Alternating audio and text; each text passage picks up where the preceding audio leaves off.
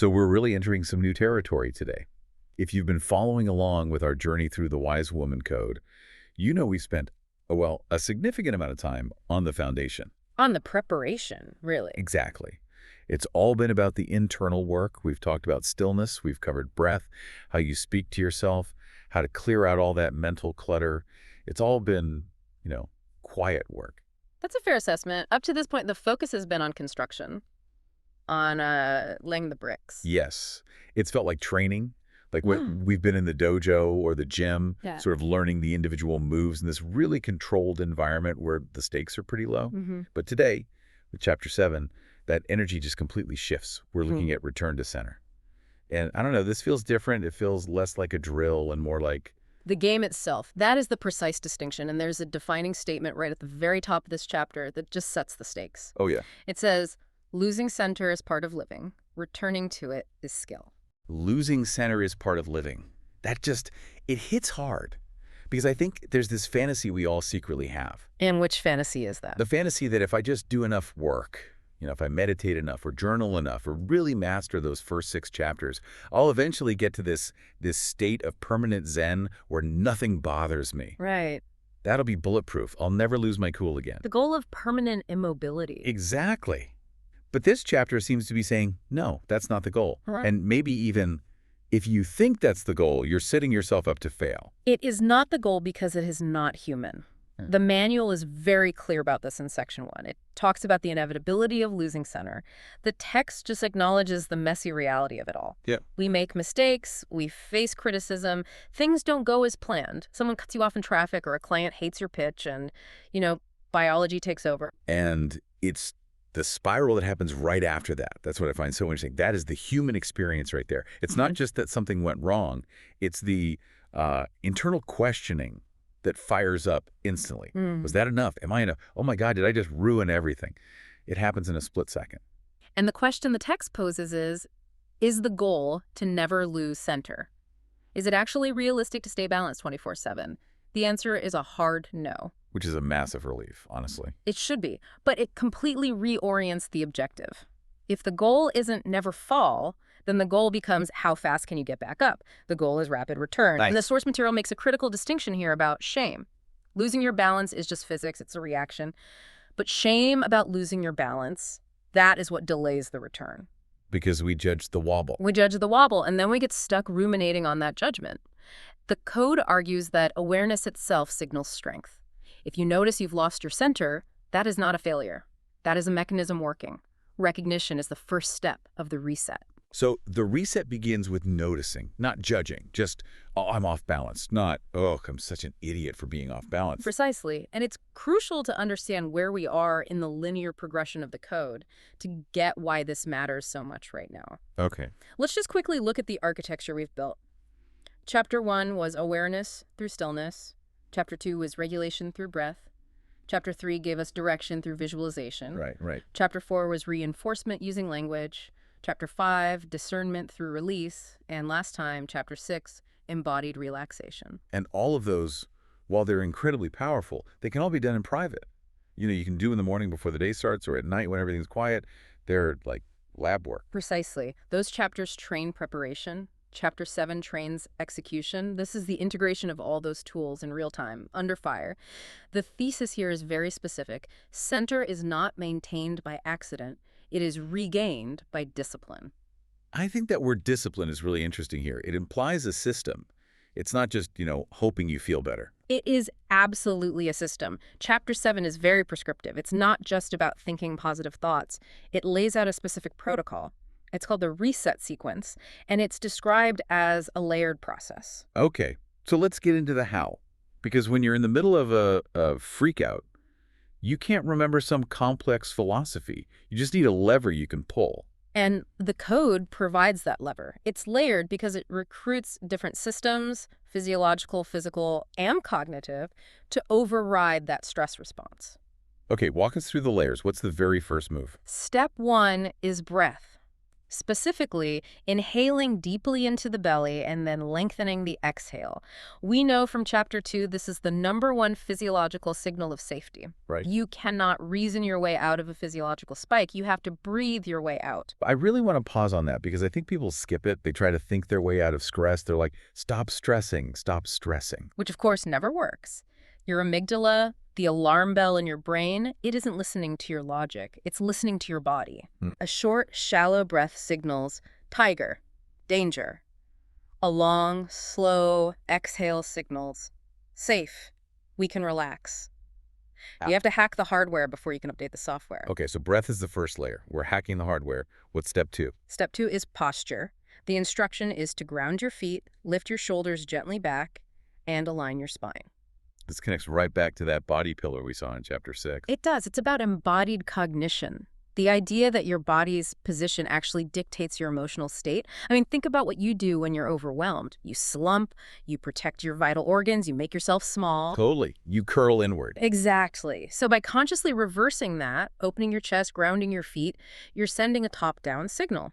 Posture reflects confidence, sure, but more importantly, the body signals steadiness before the mind can even catch up. So if the mind is spinning, the body has to take the lead. The body has to take the lead. You anchor the physical vessel to tell the brain that you are grounded. Okay, so breath to calm the nerves, posture to signal strength. What comes next? Step 3 is the internal cue. The code suggests using a very simple, non-negotiable word, and the suggested cue is just reset. It's reset, not a whole mantra, not I am a strong, capable woman who can handle anything. No, complexity collapses under pressure. When your cortisol is spiking, your prefrontal cortex, the thinking part of your brain, it just goes offline. You don't need a paragraph. You need a command. Reset. It cuts right through the noise. It's like a circuit breaker. Exactly. Step 4 is movement. Immediate forward movement. Okay, that seems like the most kind of aggressive part of the sequence. Yeah. Why is movement so critical right there? Because of the freeze response. We always talk about fight or flight, but in modern social stress, like an awkward meeting or a conflict with your partner, we usually just freeze. We get stuck. Right. And that stagnation is what allows rumination to set in. So you're just standing there replaying the insult in your head. Correct. By moving physically, taking the next step, picking up a pen, walking into the room, even just shifting your weight, you are signaling to your whole system that the disruption is over. Engagement has resumed. Wow. The synthesis, really. Mm-hmm. It takes the breath from Chapter 2, the body work from Chapter 6, the language from Chapter 4, and it combines them all into a single flash action. It is a meaningful compression of all the previous tools. And it leads us to a concept that I think is one of the most practical in the whole book, the next play principle. I know this is a sports analogy, and usually I kind of gloss over those, but this one lands really well. Yeah. Even if you've never touched a basketball. It's the most efficient way to understand the concept of time in relation to performance. The scenario is simple. A player misses a shot or drops a pass. The ball is loose. The game is still going on. Right. The clock is running. The other team is moving. Exactly. There is no time to collapse on the court. There's no time to analyze the mechanics of your error. The only relevant data is the immediate future, the next play. But the urge, and I feel this all the time, is to dwell. I want to stop and replay the mistake right away. Why did I say that? Why did I send that email? It feels like if I analyze it, I'm being responsible. You know, like I'm holding myself accountable. And that's the trap. The code argues that in the moment of performance, rumination steals your momentum.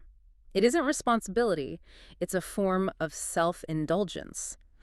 It consumes the bandwidth that is required for the present moment. If you were thinking about the last shot, you were going to miss the next one. Self-indulgence. That's a tough pill to swallow. We think we're being perfectionists, but really we're just being distracted. Correct. So what's the definition of a reset in this context? Are we just ignoring the mistake? Is it denial? No, and that is a vital distinction. Resetting is not denial. We are not pretending the error didn't happen. We aren't gaslighting ourselves. It's what the text calls directional discipline. Directional discipline. It's the choice to prioritize forward motion over retrospective collapse. You can review the game tape later. Athletes do that. They watch the film after the game. But you cannot review the tape while you are still playing the game. That really frames it as a choice about where to point your energy. Energy is finite.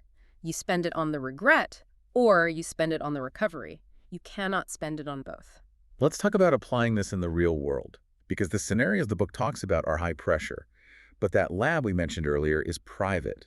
In the real world, in a boardroom, at the dinner table during a fight, you usually don't have a private space. Right. You can't just say, "Excuse me, everyone, I need to go to my meditation corner for 20 minutes because my chakras are misaligned." Exactly, you're exposed. This is why the portability of these tools is emphasized so heavily in Chapter 7. They are designed to be stealth. Stealth. I like that. Breath is invisible. No one knows you are lengthening your exhale by 2 counts. Posture is adjustable without drawing attention. It actually just makes you look like you're paying closer attention. And the language, that reset command, is internal. It's silent. So you're doing the work, you're running the protocol, but from the outside, you just look like you're listening or thinking. Correct. You are regulating in plain sight. And this leads to a key distinction in the chapter. Sender is not a location. It's not a quiet room or a retreat. It is an alignment. This connects to that idea of the clear zone that's mentioned later on, doesn't it? It connects directly. The clear zone is described as the state where mind, body, and spirit align so that your decisions can be intuitive rather than just reactive. If center were a location, you would lose your power the second you left your house. But because it's in alignment, Because center is in alignment, you take it with you. it's internal architecture. It's like you carry the cathedral inside you. That is a very useful image. It is internal architecture. I want to zoom out for a second and just look at where this chapter sits in the whole of part 1. Yeah. You mentioned the progression, but can we map the structural architecture of how this completes the sequence? Because it really feels like we've been building a building and we just put the roof on. If you look at Part I as a construction project, Chapter 7 is absolutely the capstone. Let's trace the load-bearing walls again, just to see the logic. Stillness built awareness. You can't fix what you can't see. Right. Breath built regulation. You cannot lead if you're panicked. Visualization built direction. You need to know where you're going. Affirmation built reinforcement. You have to program the mind. Okay. Clearing built discernment. You must remove the static. And relaxation built embodied release. You have to drop the tension. And return. What does return build? Return builds leadership under pressure. The code up to this point was preparation. This chapter is performance. It's the difference between practicing scales on the piano and actually playing the concert. And there is an identity component here that is really important. Every time you reset, you are casting a vote for a specific identity. You are proving to yourself that you are not fragile. That's a huge shift. I think a lot of us feel fragile because we're afraid that if we get knocked down, we won't be able to get back up, or it'll take us a whole week to recover. We fear the fall because we don't trust the rise. Exactly. Trust in one's ability to return is true power. If you know you can reset in 3 seconds, you become less afraid of disruption. You're willing to take bigger risks, have harder conversations, aim higher, because you trust your recovery mechanism. You know you have a safety net, and that safety net is you. And that brings us to the wise woman practice for this chapter. And this is very, very specific. It's an integration practice. It is the drill for the skill. Can you walk us through it one more time, just step by step? If I'm a listener and I'm about to walk into a stressful meeting, what am I doing? The instruction is precise. When you feel off-center, the heart races, the stomach drops, the mind starts spinning, you pause. Step 1. Take 1 slow diaphragmatic breath. Signal safety. Okay. Step 2. Physically reset your posture, feet grounded, shoulders back, head level. Signal stability. Right. Step 3. Clear the mental noise with 1 cue. Reset. Signal control. Step 4. Release the previous moment. Do not replay it. And step 5, move forward immediately. The next moment, the next action. It sounds so simple when you list it out like that, but doing it in the heat of the moment, I mean, that's the work. That is the discipline. And the standard here, the book makes a big point of this. It's not about doing it perfectly. It's not about looking graceful while you do it. No.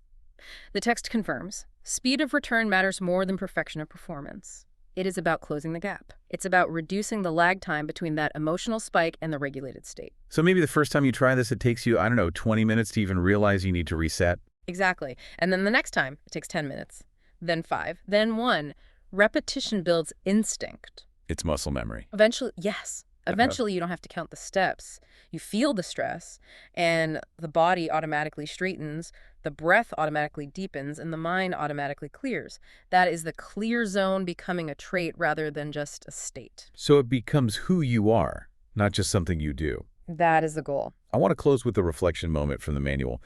It asks a question that I think is really worth sitting with. It's, What most often knocks me off center, and how quickly do I return? It's a diagnostic question. It forces you to look at your triggers. Yeah. For me, if I'm being honest, it's usually external expectations. It's that moment when I feel like I've disappointed someone or I'm not meeting a standard someone else has set. That's what knocks me sideways. And the return. Um, Sometimes it's quick, but sometimes I can lose a whole afternoon to it. Just stewing in that feeling of I'm not enough. But that is the data. That isn't a failure. That is the starting point for the practice. Now you know where the work is. You know that when that specific feeling of disappointment hits, that is the signal to go to step one immediately. It really reframes the whole struggle, doesn't it? It Yeah. stops being a character flaw and starts being a mechanical problem to solve. There is a final anchoring thought from the source material that I believe is essential here. It touches on the philosophy of coming home. Right. The idea of returning to yourself. We often view returning or grounding as a kind of regression. We think we're going backward to a safe place because we couldn't handle the pressure. Like, I have to retreat. Yeah. The code reframes this entirely. Returning to center is not regression. It is not going backward. It is coming home to who she has always been. Say more about that. That feels really important. The premise is that your power, your alignment, your center, it was never missing. You didn't lose it. You just lost access to it. It's waiting right there, just beneath the distraction, beneath the noise. The calm version of you is already there. She's just buried under the panic. So resetting isn't about building something new. It's about unlocking what's already there. It is unlocking the power that was always there. It is the realization that the ground was always beneath your feet. You do not have to create it. You only have to stand on it. That feels like the ultimate takeaway. The tool isn't the power. The tool is just the key to access the power. Trust in return is power.